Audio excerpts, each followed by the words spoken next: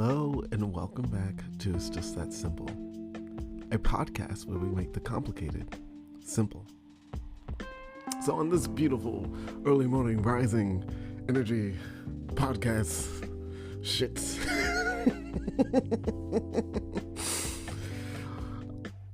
this is an episode called Potentially Vermont something. I had different ideas. I wanted to call it Lessons Learned to Vermont, which I think I like that. Lessons Learned and Something Loved in Vermont. I don't know just yet. I think I was talking to my friend Jacob about this as well while being in Vermont. It's just like, he said, "Are you gonna make a podcast about this?" I was like,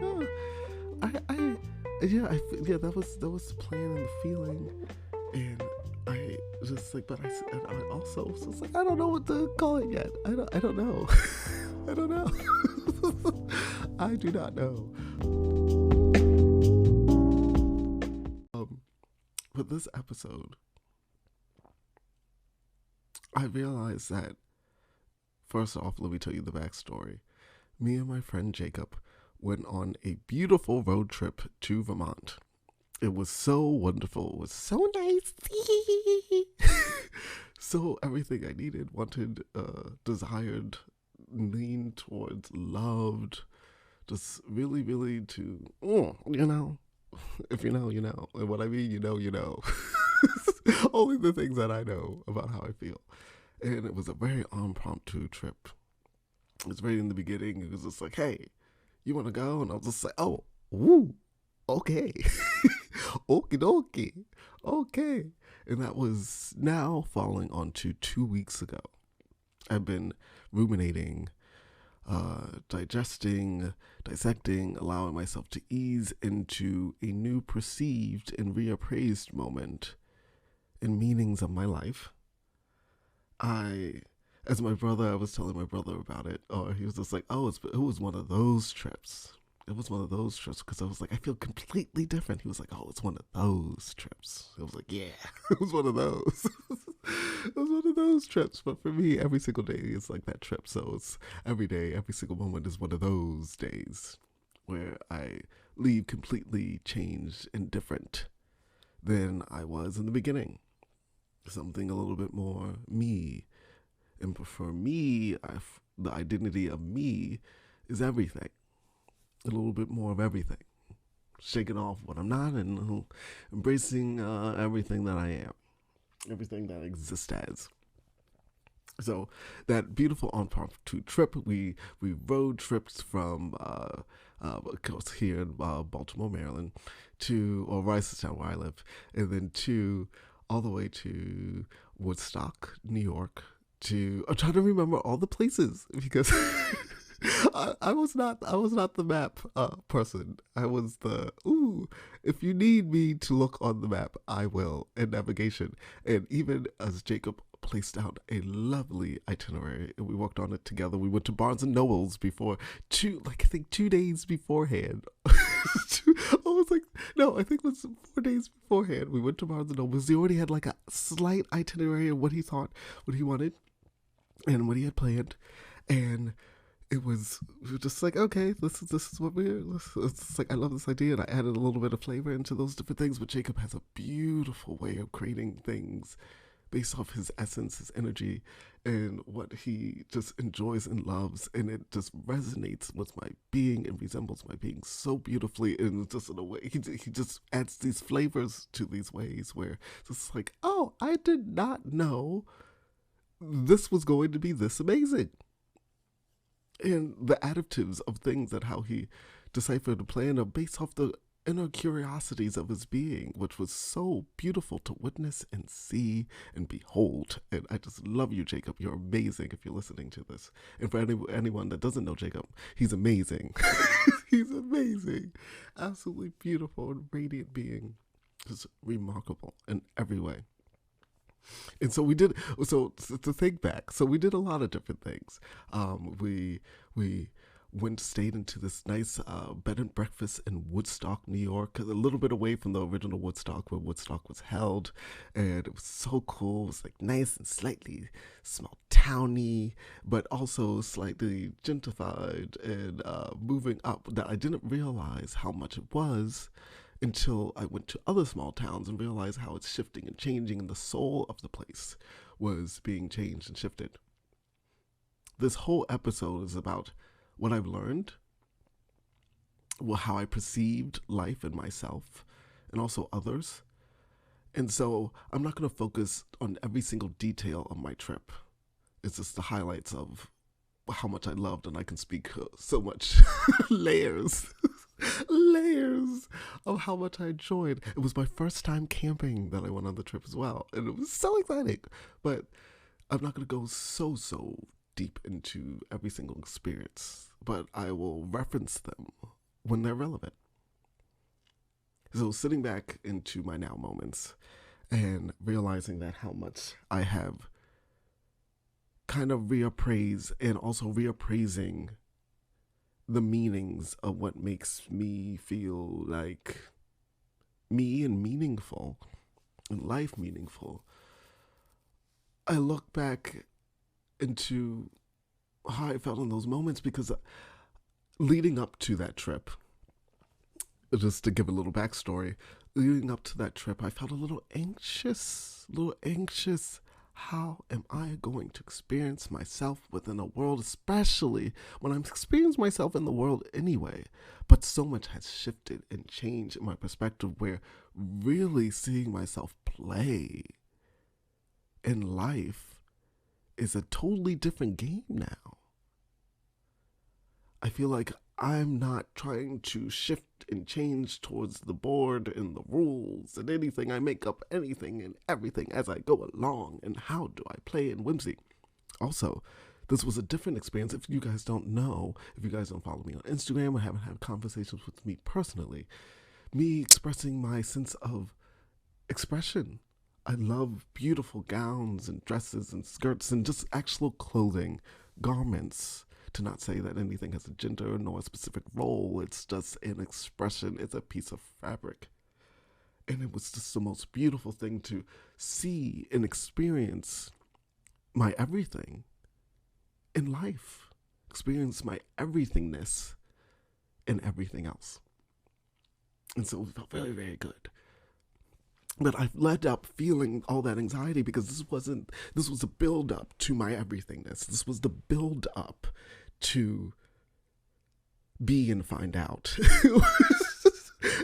Before I made the podcast Be and Find Out in the episode, this was the actualization of being and finding out, in the sense of, with kind of feeling the rhythm of all experiences within the world. Because even as I'm in my present moment, even as I'm in those present moments of those times, I felt self-actualized, self-assured, understood what being and finding out was and what it meant, and always knowing that I'm going to understand more and it's going to be more expanded and more viewed. It was just, now it's now it's time to put the paint on canvas. Now it's time to spotlight. I'm here. Now it's time to say, look, and don't run back to the curtain on the side, because you are prepared. You are loved. You are actualized. You're being, and everything that I thought that I wasn't, I am. And so it's just like, just so much anxiety. Ew, grumble. Until even before then, it was like 2 days before we were supposed to go, my future self spoke to my present self at that time and said, you're going to have the most amazing time, and you will be forever changed. And I felt that peace, that reassurance, that actuality, that all-knowing, just, okay, I feel like this now, but I won't feel like this forever.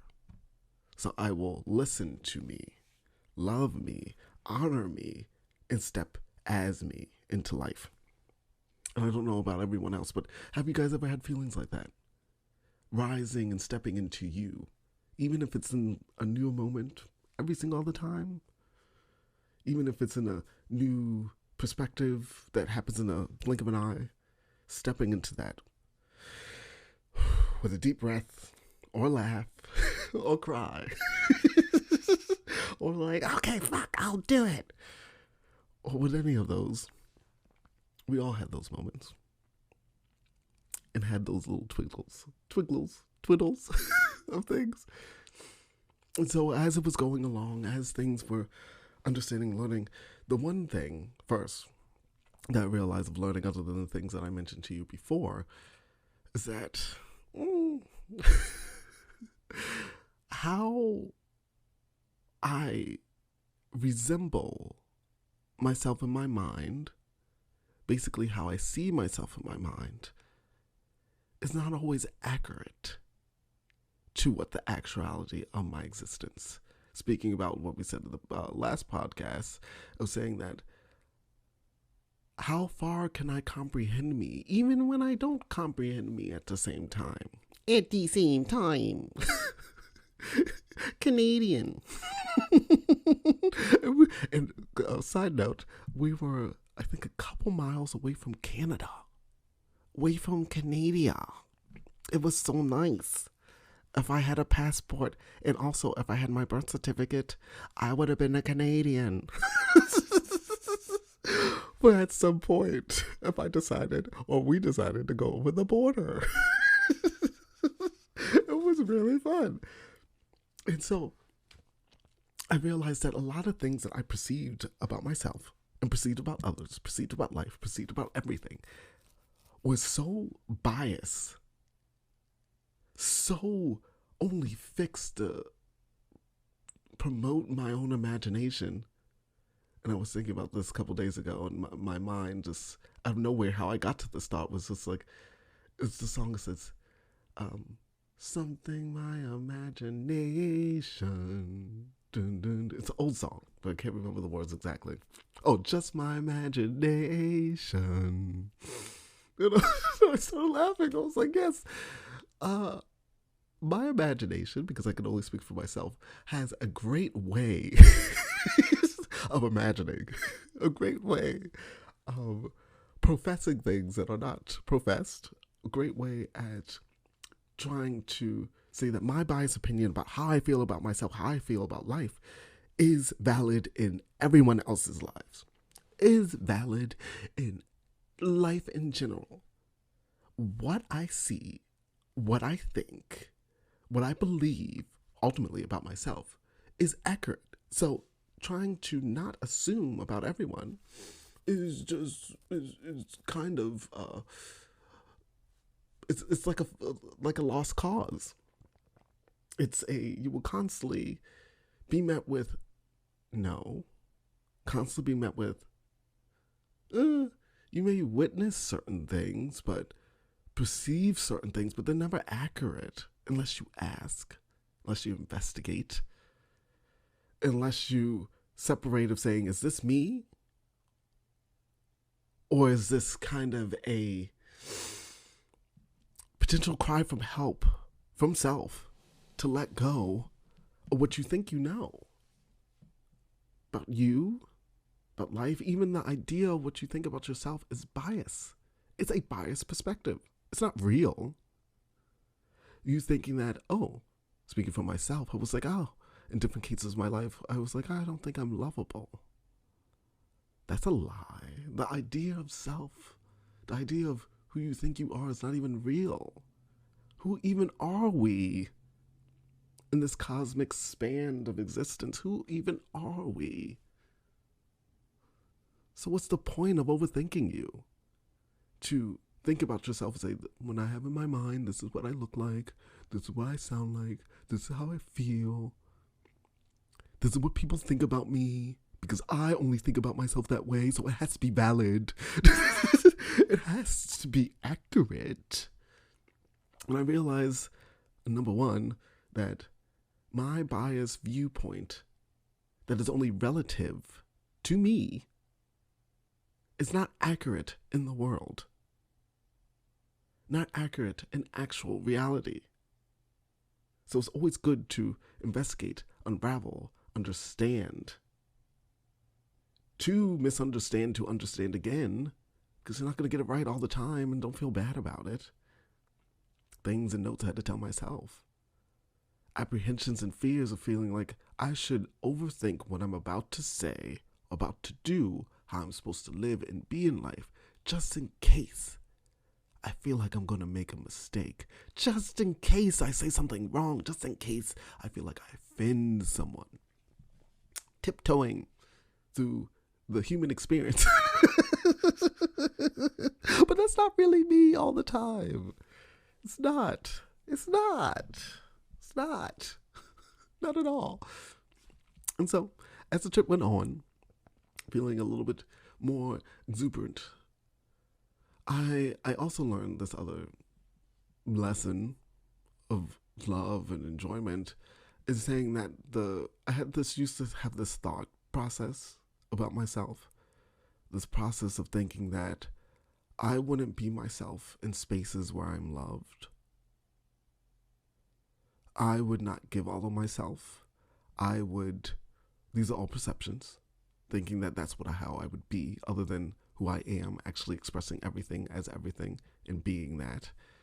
Thinking that I would shake and tremble and quiver into my own being, how I recite myself and to others, even if it's not accurate and only bias in perception.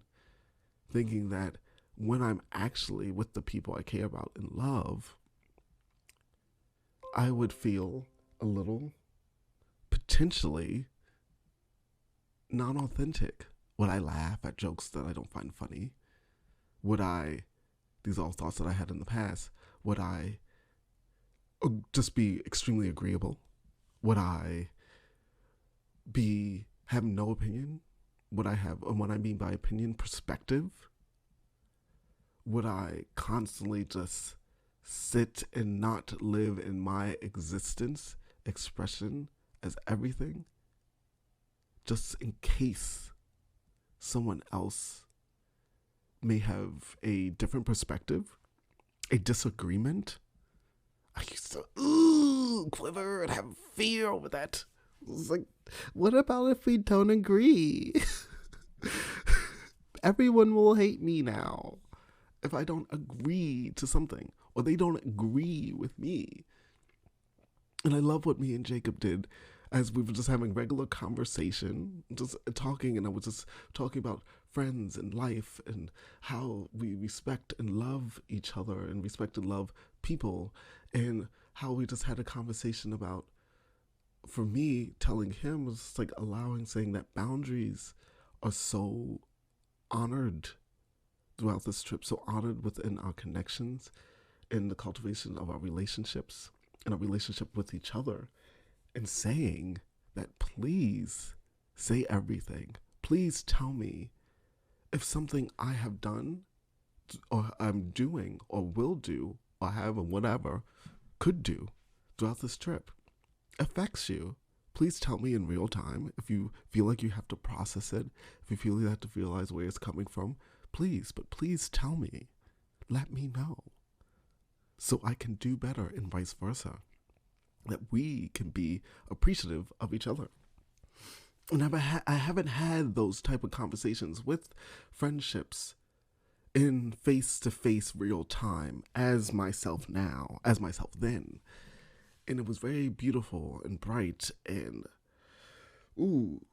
revealing about how much I have been being me, without the quivering thought of saying that I don't know what I'm gonna be like when I show up in life. And as everything kept on going on, and I decided for myself, as we were talking, expressing, feeling, just being me throughout the whole beautiful, amazing trip, I realized again another lesson that I've learned is that life is but a dream. Life is just a dream. A beautiful dream that I get to relish and play in, and just fun in, when I see and glimpse people, beings, I get to talk to them. I get to witness them. I get to invite them into my spaces. I met a lot of beautiful people throughout this trip. So many beautiful beings. I witnessed a lot of beautiful beings that I didn't even talk to. But also the conversations I had with the beautiful beings that I had in brief passing circumstances or long ones were amazing. Were absolutely amazing. And I get to relish in this playtime. It reminds me of a gaming hub when all the players load up in one spot.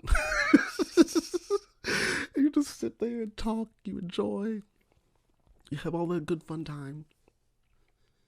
But those connections that I've got to experience throughout that trip gave me a perception of how I perceive people, but also how I perceive myself. It was one day we went to Masmoka. It was the Massachusetts Museum of Contemporary Art. Jacob told me that because I was like, "Oh, Masmoka, does it mean this? Does it mean this? It does." And he was like, "Oh," I was like, he said, "That," I was like, "Mass, does it mean Massachusetts?" He was like, "Yes, Massachusetts." I was like, "That makes sense. It does. It does make sense. It does." And I was just walking around. This was actually after we went camping and we were going on to, I don't know if it was to Sugar Hill or to something, Sugar Hill, New Hampshire, because we were riding on the border of New Hampshire and Vermont, or heading to after Masmoka. But as we arrived at Masmoka, but before, we went to the state capital of New York, Albany, and we went to this beautiful, I think it was the state capital itself, and it basically was Hogwarts. It was, if all the staircases moved around, I would be like, "This is Hogwarts. It's real." Everything, even the signs that said fire or things, was just so animated. I was like, "What building is this?" It was so cool. I was like, "What?" And I saw it as we were planning. I was like, "Ooh, I like this one." But in person, it was totally like a labyrinth and gorgeous. But I wore fucking high heel boots, knee high black boots, knee high, and I was sweating. It was I don't. I was like, "This is the first time wearing the boots. I'm going to just be me, be in my mood." She in her mood. I was in my mood, and I was just like, "This we're going to do the boots." Even as my mom and my sister was just like, it was just like, just do not, you're gonna hurt, or you're gonna slip and fall. A lot of times in my past, when I was wearing either some type of boots, I slipped and fell. So it was like, don't fall. But I wasn't worried about falling. I was worried about my everything hurting. So it's like, do. I know we went off a little bit to derail because stay on the road with me. Stay on the detour just a little bit. But it was insane that I was thinking that I could walk all up all these like stone steps with knee-high boots. With us, like almost, I think it was 4 to 6 inch stiletto heel. and I was wearing this cute, beautiful skirt. So beautiful. Looked like Northern Lights. So pretty. Black top. Walking up. I sat down on the steps because I was sweating so much. Backed up on the stone steps. It was ass sweat. left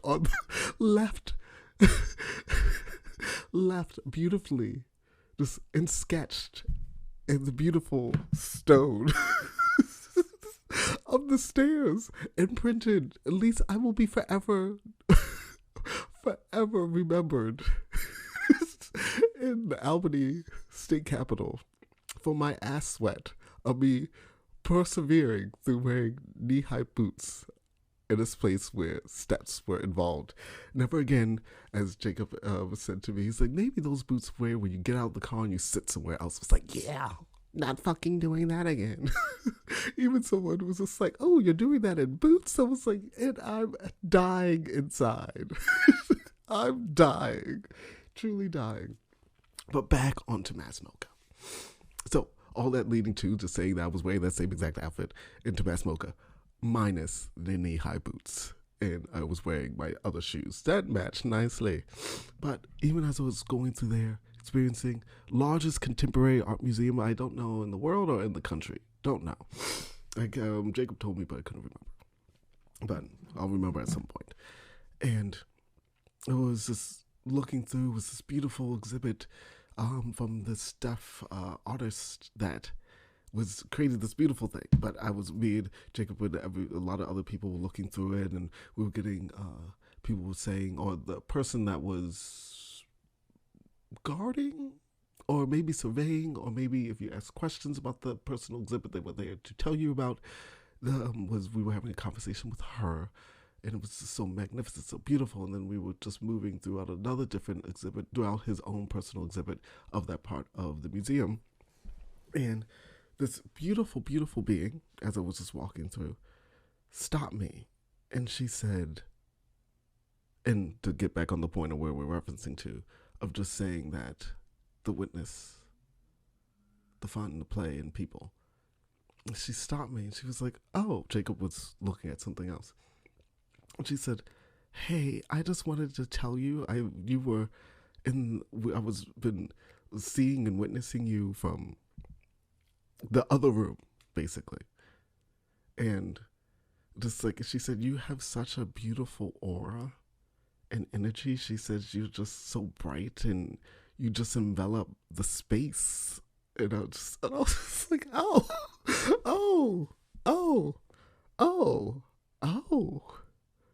And so elated, not knowing that that is my being, that is the sense, but it was we shared beautiful hugs and conversations, and she was going to, her name's Rachel, so took pictures. She was going to a Jewish singing group, and she was from Toronto, Canada. And she said, whenever you're in Canada, you have a place to stay. And I was like, ooh, because in my astrocartography chart, I have a bunch of lines going over Canada.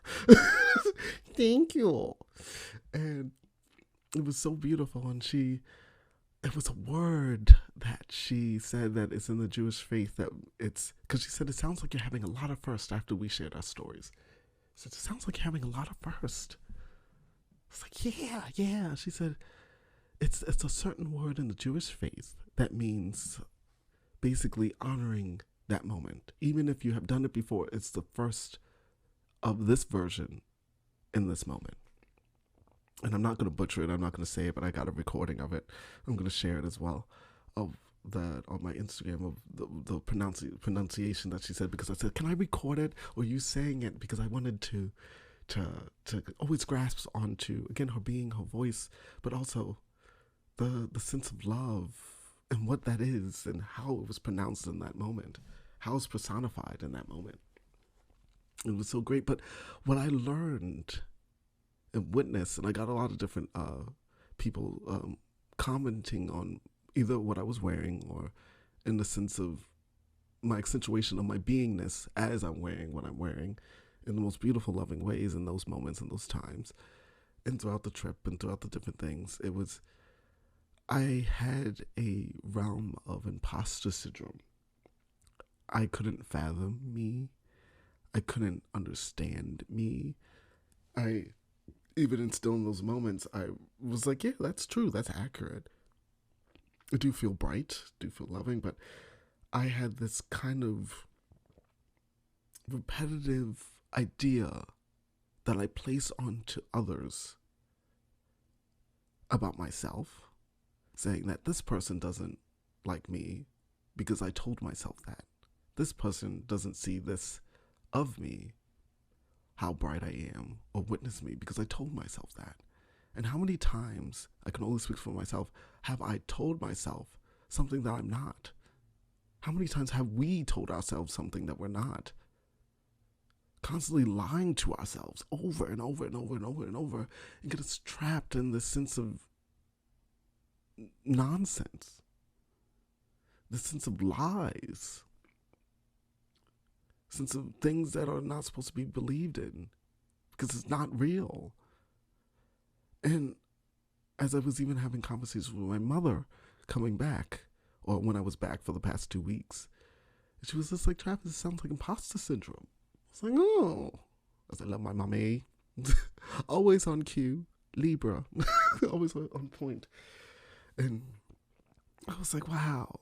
That held it in, because for years I had the feeling of imposter, not seeing myself clearly. So because I didn't see myself, I questioned how other people see myself. Then I questioned myself. And I was done. I was aggravated. I couldn't stand it, because it was bringing me perceptions of how I see the people I love distortedly, because I saw myself distortedly. And if once I saw myself clearly, I realized how my presence and my everythingness is so potent and so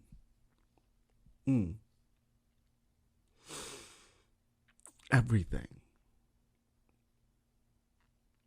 And this was kind of like an interlude, slightly to the regular podcast, but still kind of in the sense to breach to the new perspectives going on to the further episodes. I know there was probably more lessons to learn, more lessons to think and see about. But those were like kind of like the main ones.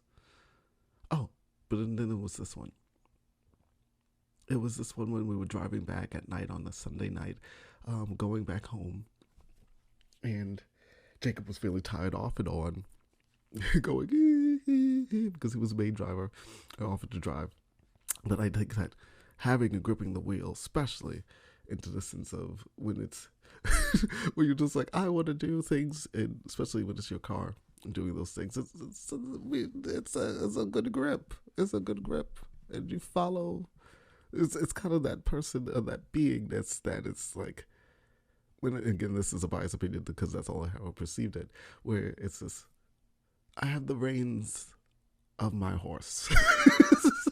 And just in case I die or fall off, here are these reins. But in the meantime, I'm fine. I'm cool. But even as we were driving back and going back into my where I live in Ricestown, he was saying, wow, Travis, it's kind of like you're living the dream, because we're referencing to how we missed the mountains of Vermont and all the things that we were seeing and all the open pastures and the things. And even as we were talking about different times throughout the trip, it was just like, oh, what would our homes look like? What would we like and different things? And for me, it was just like, I like specific things, but I know that's going to constantly evolve and change and shift. So I'm kind of going to leave it open. But for the moment where I am now, it's like you're living the dream. It's like the pastures, and you see some hills and rowing, not so much mountains per se, but a lot of trees.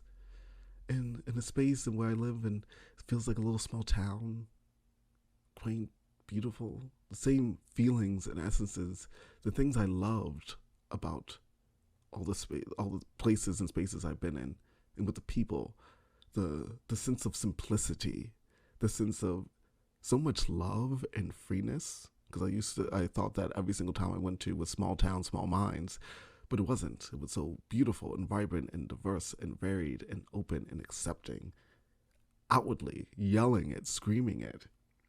And that felt very nice. And the latent feelings of how I used to feel about myself alleviated itself to allow myself to exist and express as everything now. Not the differentiating feeling of, as in the trip, I was like, hello, you're amazing, you're amazing, you're amazing, as me. And then when I got back home, I was like, I was just like, I feel that same amazingness, but how can I exert that everythingness that I felt in places that I didn't think I would be judged for? I'm not saying I feel judged now, I just didn't exercise that muscle, that existence, that everythingness in my current space, in current places or past places. And as he was saying, it's like you're living the dream. I was like, dreams are relative, dreams are things, yes. But for me in that moment, it's like, yeah, everything that I loved about spaces and places I'm in, they're already in my life, and I needed that. To realizing that things that I hold dear and most were in my everyday life, in my existence, and what I relished and what I found meaningful. And another word as I was going on was reappraising. Constantly, and it was happening during the trip. I was like, I want to say the word reappraise with speed. And I was like, as we were having a conversation, me and Jacob, about how I was feeling, and I was like, one morning, he was like, so how are you feeling? I was like, well, I feel like this, and I feel like I want to say reappraise, but I don't feel like the same word, but I feel like it is. Do I realize later that reappraise for me means giving new meaning? And I recently have been giving new meaning, but also letting go of things that I thought were meaningful, that don't serve any meaning. I can just let them go. As my friend, beautiful Bianca, said one time, that I was always deciphering as I was understanding myself. She said, we give life meaning. We make things meaningful. And I was like, what meaning, and my different thoughts, and my different perspectives, could grasp, like it was graspable, I was grasping it. And then I think that I had to let go of the sense of what I thought. I just don't think I highlighted it enough until this now moment of realizing that, in my own take, realizing that, yes, I give everything meaning. And also I can take the meaning off of things that I don't find relatively as loving, as alleviating, as illuminating, and lighting up my life. I can release those meanings, create new ones, reappraise them in my perceptions. My demon came out. In my perceptions. In my perceptions.